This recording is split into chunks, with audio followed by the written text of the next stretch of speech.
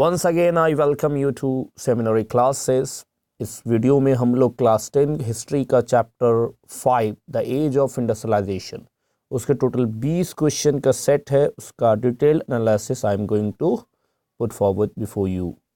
Now start from the question number first country to undergo industrial revolution, यानी which was the first country जिसमें कि industrial revolution हुआ था। तो ये स्टार्ट होता है 1750s के डेकेड्स में, और ये स्टार्ट हुआ है किस कंट्री में, तो ब्रिटेन में। तो इसका राइट आंसर है ब्रिटेन। और इंडस्ट्रियल रिवॉल्यूशन का मतलब एक ऐसा है जिसमें बहुत ज़्यादा large number of industries being setup, बहुत ज़्यादा इंडस्ट्रीज वगैरह सेटअप हो रहे थे। नेक्स्ट क्वेश्चन है the paid servant of the east India company. अब आपको मालूम है कि ईस्ट इंडिया कंपनी इंडिया आती है तो शुरू में तो ट्रेड के लिए आती है। विलियम हॉकिंस वगैरह जो एम्बेसडर है जाके मिलते हैं जहांगीर से, तो ये तो ट्रेड के पर्पस से आती है। तो ट्रेड में जब इनका कंट्रोल, इनको मोनोपोली राइट वगैरह मिल जाती है, तो उसके बाद ये एक अपना एक पेड सर्वेंट जिसको गोमस्तास कहते हैं। और ये गोमस्तास जो है ये इंसान थे। गोमस्तास क्या करते थे कि इनका काम ये थे कि वेबर के पास जाके इनको एडवांस अमाउंट दिया और इसके बदले में इनसे कपड़ा, क्लॉथ वगैरह लिया करते थे, और इसकी क्वालिटी चेक करके वापस से एक्सपोर्ट मर्चेंट को दे दिया करते थे। तो ये इसका राइट आंसर है गोमस्तास। नेक्स्ट क्वेश्चन है who devised the spinning jenny, यानी स्पिनिंग जेनी को डिवाइस किसने किया था, आखिर स्पिनिंग जेनी को बनाया किसने इन्वेंट किया। तो इसका राइट आंसर है जेम्स हरग्रीव्स। अब आप पूछ सकते हैं कि सर ये स्पिनिंग क्या है, स्पिनिंग जेनी क्या है और स्पिनिंग क्या है। तो पहले आप समझ लीजिए, दो टर्म आएगा बार बार इस चैप्टर में, एक स्पिनिंग और एक वीविंग। तो स्पिनिंग और वीविंग का अंतर क्या है। स्पिनिंग का मतलब होता है जब आप धागा बना रहे हैं, यानी यार्न बना रहे हैं, और वीविंग का मतलब होता है when you are making the clothes. तो जब फाइबर से यार्न बनता है तो इस प्रोसेस को स्पिनिंग कहते हैं, और जब यार्न से क्लॉथ बनेगा, कपड़ा जो हम लोग पहनते हैं, तो उसको वीविंग कहते हैं। तो इसमें ये जो स्पिनिंग जेनी है, स्पिनिंग जेनी असल में एक मशीन थी जिसका यूज करके जो लोग है कि यार्न यानी धागा प्रोड्यूस कर पा रहे थे, और इस मशीन को बनाने वाले जेम्स हरग्रीव्स थे। हालांकि इसके बनाने के बाद बहुत सारी महिलाएं जो कि स्पिनिंग के काम में इन्वॉल्व थी, वो बहुत ही ज़्यादा गुस्सा हो जाती है, और उनको लगता है कि ये जो मशीन है ये इनका जॉब छीन लेगा। इस वजह से इन्होंने इस जगह पे इंडस्ट्रीज वगैरह पे अटैक भी किए थे, जिसके बारे में आगे हम लोग चर्चा करेंगे। नेक्स्ट क्वेश्चन है why could not the merchant expand production with in towns. जो मर्चेंट है वो प्रोडक्शन को शहर में एक्सपैंड क्यों नहीं कर पाया। तो इसका राइट आंसर है पहला वाला, the powerful guilds did not allow them to do so. अब ये गिल्ड कौन है और गिल्ड ने क्यों अलाउ नहीं किया उनको करने के लिए, यानी मर्चेंट लोग शहर में प्रोडक्शन अपना एक्सपैंड करना चाह रहे थे, लेकिन गिल्ड ने अलाउ नहीं किया। तो गिल्ड कहते हैं ग्रुप ऑफ प्रोड्यूसर्स को, और ये जो ग्रुप ऑफ प्रोड्यूसर्स होते हैं क्या करते हैं कि क्या सप्लाई देना मार्केट में क्या सप्लाई देना है, इसको कंट्रोल करते हैं। क्या कंपटीशन होना चाहिए, क्या प्राइस होना चाहिए, all of these things are controlled by them, and they do not like new people. ये न्यू लोगों को ये बिल्कुल भी बर्दाश्त नहीं करते, नए लोगों को। तो क्योंकि नए लोग अगर आएंगे तो क्या होगा, प्रॉफिट मार्जिन घट जाएगा, क्योंकि कंपटीशन इंक्रीज हो जाएगा। तो इसलिए इसी कारणवश ये नए लोगों को अलाउ नहीं करते। तो ये लोग फिर कहाँ गए, ये लोग गांव की ओर चले गए, विलेज की ओर। नेक्स्ट क्वेश्चन है where was the first cotton mill establish. पहला कॉटन मिल कहाँ एस्टैब्लिश किया गया। जिसका राइट आंसर है बॉम्बे, जिसका आजकल नाम है मुंबई। तो ये बॉम्बे 1854 में यहाँ कॉटन मिल एस्टैब्लिश किया गया था। Next question which of the following is not a reason why industrialist in 19th century Europe prefer hand labour over machine. अब इतना लंबा सा जो क्वेश्चन है, इसमें आपको सिर्फ ध्यान देना है हैंड लेबर ओवर मशीन, और देखना कि नॉट अ रीजन, यानी कि इसमें क्वेश्चन ये है कि यूरोप में 19वीं शताब्दी में इंडस्ट्रियलिस्ट लोग हैंड लेबर और मशीन लेबर में हैंड लेबर को प्रीफर कर रहे थे, उसको ज़्यादा पसंद कर रहे थे। तो इसका कौन सा, इन चारों में से ऐसा कौन सा बात है जो कि इसका रीज़न नहीं है की बात नहीं है, नहीं की बात कर रहे हैं। तो पहले देख लेते हैं। पहला क्वेश्चन ये है कि there was abundance of labour so wages were low. Abundance of labour, इन लेबर बहुत ज़्यादा थे तो कम वेज में भी आपको काम मिल सकता है। जब किसी भी काम करने के लिए उसके वर्कर्स बहुत ज़्यादा अवेलेबल हो तो कब पैसे पे भी वो रह सकते हैं। तो फिर मशीन में हम ज़्यादा पैसा क्यों खर्च करें। तो ये बात तो कह लीजिए कि यहाँ पे रीज़न है, हमको नॉट रीज़न खोजना है। थर्ड नंबर देखा जाए, machine required huge capital investment. सही बात है, मशीन में बहुत पैसा लगता था और एक्सपेंसिव होने के साथ साथ इनका बहुत आसानी से ये टूट जाया करते थे। It was broken easily. और ब्रोकन होने के बाद क्या मसला है, रिपेयर भी कॉस्टली पड़ता था, यानी कि बहुत ही ज़्यादा परेशानी इसमें हो सकता था। तो क्यों लोग इसको यूज़ करेंगे। तो ये भी एक रीज़न है हैंड लेबर को प्रीफर करने का। नेक्स्ट क्वेश्चन है, industries where demand was seasonal industrialist preferred hand labour. अब जहाँ पे सीजनल इंडस्ट्रीज है तो वहाँ पे 4 महीने के लिए डिमांड है, 6 महीने के लिए डिमांड है, तो वहाँ पे अगर आप मशीन इस्तेमाल कर रहे हैं तो बाकी के 8 महीने तो मशीन तो यूजलेस रहेगा। आप मशीन को देखेंगे, मशीन आपको देखेगा, तो एक तरह से यूजलेस मशीन होगा। तो उससे बेहतर है कि आप इंसान को रखें, हैंड लेबर को रखें और उसके बाद 4 महीने के लिए उनको रखें, 4 महीने के बाद उनको टाटा बाय बाय कह सकते हैं। मशीन, लेकिन यहाँ पे एक पॉइंट नंबर बी है, hand labour produce uniform and standardised goods for a mass market. जो हैंड लेबर है वो यूनिफॉर्म गुड्स प्रोड्यूस करता है। ये बात गलत है, हैंड लेबर यूनिफॉर्म गुड्स नहीं बल्कि वैरायटी ऑफ गुड्स, अलग अलग स्टाइल के अलग अलग डिज़ाइन के जो गुड्स तैयार होते हुए हैंड लेबर से तैयार हो रहे थे। यूनिफॉर्म मतलब एक ही तरह के, जैसे कि आप देख सकते हैं डिटॉल साबुन जो मशीन वगैरह से बनते हैं और उनका शेप आपको एक ही तरह का दिखने को मिलेगा। पार्ले जी बिस्किट जो बहुत ही एक ज़माने में बहुत ही ज़्यादा फेमस था। आगे की बात करते हैं, Corsair cotton. Corsair cotton was produced in many countries but final varieties came from. ये कॉर्सर कॉटन मतलब कि टुनिया मुनिया कॉटन, मतलब बेकार सा कॉटन जो है वो दुनिया के हर कंट्रीज में बन रहा था, लेकिन जो बेहतरीन क्वालिटी का, सबसे अच्छा क्वालिटी का, वो कहाँ से आ रहा था। तो हम लोग कहाँ रहते हैं, उसी देश से आ रहा था, इंडिया। नेक्स्ट क्वेश्चन है, how did the mill owners organise the recruitment of workers. तो जो मिल जो चल रहा था उसमें जो उसके मालिक होंगे तो उनको काम के लिए कुछ वर्कर्स चाहिए, तो वो वर्कर्स कहाँ से लाया करते थे, उसको रिक्रूटमेंट कैसे करते थे। क्या कोई एग्ज़ाम लेते थे, टेस्ट लेते थे, जैसे आज के दौर में बड़ी बड़ी कंपनी HCL, विप्रो, इन्फोसिस, ये आपको दिन बर्बाद कर देती है इंटरव्यू ले लेके। तो क्या ये भी इंटरव्यू लेते थे, नहीं। क्या सिलेक्शन बोर्ड सेटअप कर दिया गया था जिस तरह UPSC वगैरह में इंटरव्यू चलता है।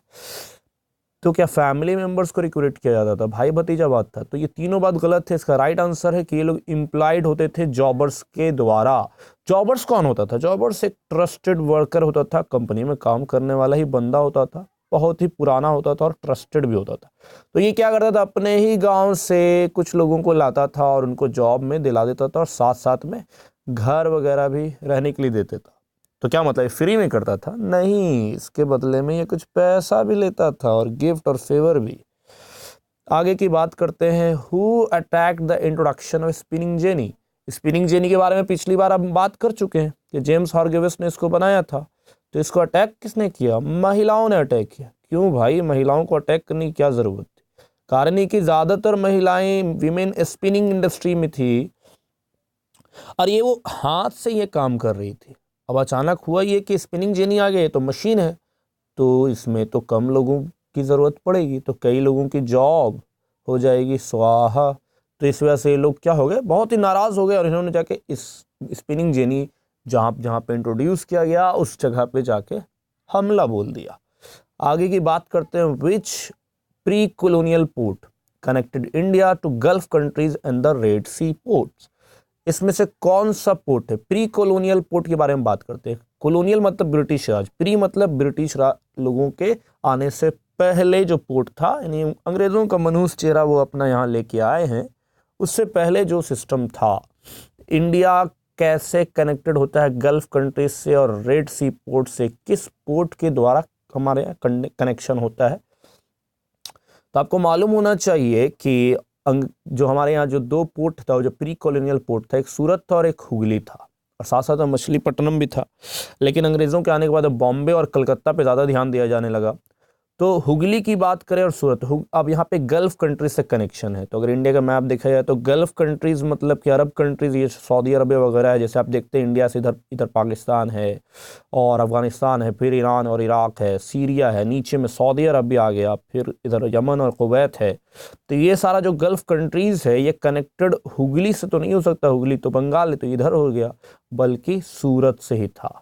सूरत यानी गुजरात। सूरत का असल नाम बंदर खूबसूरत था। इसका मतलब ऐसा नहीं कि वहाँ खूबसूरत बंदर रहते थे, बल्कि इसका मतलब ये हुआ कि ब्यूटीफुल पोर्ट, अरबी में बंदर खूबसूरत मतलब ब्यूटीफुल पोर्ट। तो इसका राइट आंसर है सूरत। नेक्स्ट क्वेश्चन की ओर हम लोग बढ़ते हैं। Who among these was not an industrialist? इसमें से कौन ऐसा है जो इंडस्ट्रियलिस्ट नहीं था? टाटा जी तो बिल्कुल थे, द्वारका नाथ टैगोर भी थे और दिन शाह पेटेंट भी थे। टाटा जी जानते हैं पारसी, बॉम्बे के थे। दिन शाह पेटेंट भी पारसी थे, बहुत बड़े बिजनेसमैन थे ये लोग। द्वारका नाथ टैगोर बंगाल से थे। लेकिन लाला लाजपत राय तो फ्रीडम फाइटर थे। लाल बाल पाल आपने सुना ही होगा, ये एक इंडस्ट्रियलिस्ट नहीं थे।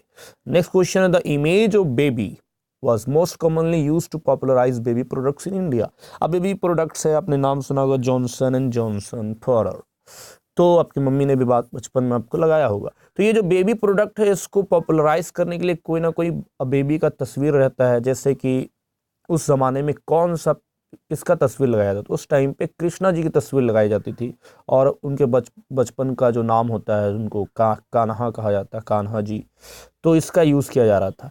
नेक्स्ट क्वेश्चन है, while Surat and Hooghly decade. मैंने आपको बताया था कि जो सूरत है और हुगली है ये दोनों एरिया डीके हो गया जब अंग्रेज़ों का राज आया और उन्होंने नए पोर्ट्स आप कह लीजिए कि ग्रो किए, और वो था बॉम्बे और कोलकाता। नेक्स्ट क्वेश्चन है, initially Britain's most dynamic industries. India शुरुआत में ब्रिटेन का जो सबसे ज़्यादा, ब्रिटेन में चूंकि इंडस्ट्रियल रिवॉल्यूशन हुआ है तो उसमें सबसे पहले कौन सा इंडस्ट्री डेवलप कर रहा था?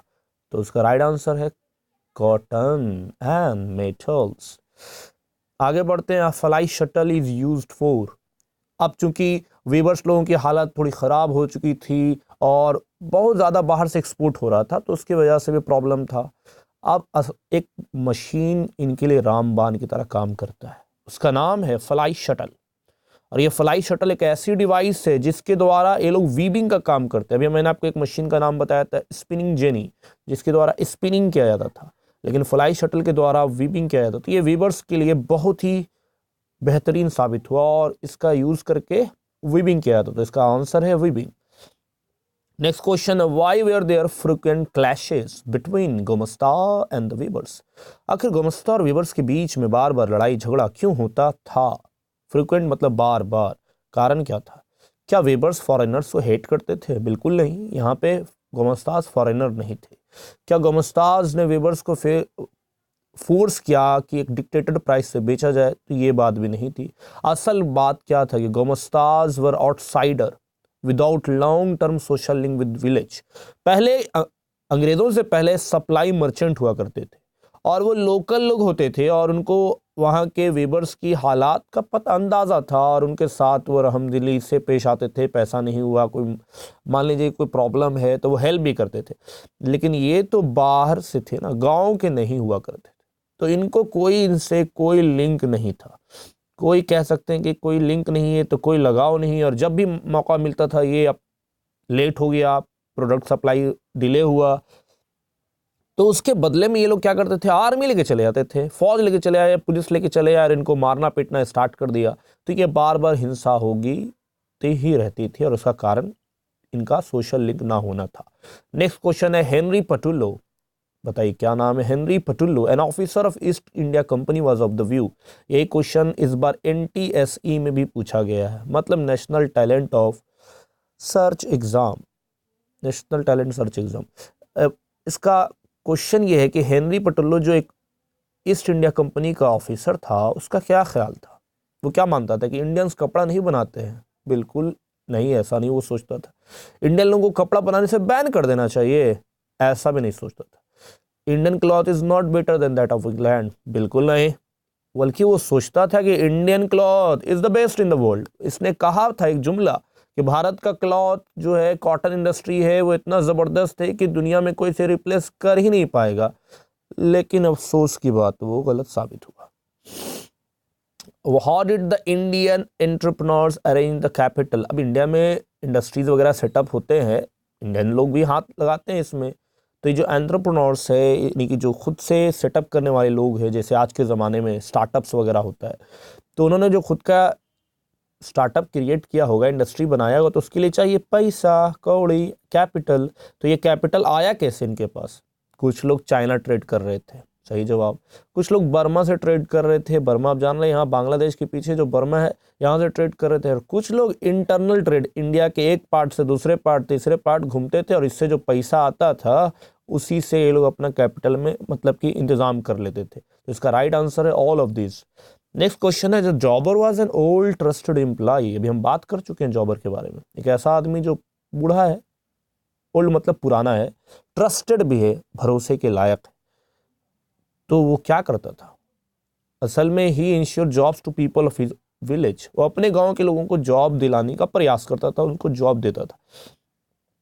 और जब तक जॉब नहीं मिला, जॉब मिलता तुरंत तो पैसा नहीं मिलता है, सारे लोग इतने ईमानदार है नहीं, 1 महीना 15 दिन के बाद आपको पैसा देंगे, कहीं आप भाग ना जाए। तो provided them money in crisis, तो इनको मनी भी क्राइसिस के टाइम में प्रोवाइड करता था, और बदले में कुछ तो चाहिए, तो ये मनी और गिफ्ट भी फेवर में मांगा करता था। तो इसका आंसर है all of the above. Next question है, Indian businessman avoided competition with Manchester imports. ये इंडियन बिजनेसमैन जो थे, इन्होंने कंपटीशन को अवॉइड किया। किससे? मैनचेस्टर इंपोर्ट से, जो मैनचेस्टर यानी कि बाहर से इंपोर्ट हो रहा था। तो इसका क्या आंसर होगा? क्या कुछ नहीं कर रहे थे, या फिर ज़्यादा कपड़ा, बेहतर कपड़ा बना रहे थे, या फिर धागा बना रहे थे फैब्रिक के, या फिर कुछ नहीं? ऐसा इनमें से कोई भी सही नहीं। तो मसला ये है कि इस क्वेश्चन का आंसर मैं खुद नहीं बताऊंगा, बल्कि आपको भी थोड़ा मेहनत करना चाहिए, और इस क्वेश्चन का आंसर आप कमेंट सेक्शन में हर हाल में बताएं। और आप ज़रूर बताएं कि आपको ये वीडियो कैसा लगा, और आप और आगे कोई वीडियो चाहते हैं तो उसके बारे में भी लिख के बताएं कि किस सब्जेक्ट का, कौन से टॉपिक का आप MCQ सेट चाहते हैं, ताकि मैं उसको अपलोड कर पाऊँ। ठीक, इसी के साथ अलविदा। Thank you, have a nice day, and don't forget to subscribe and share our videos.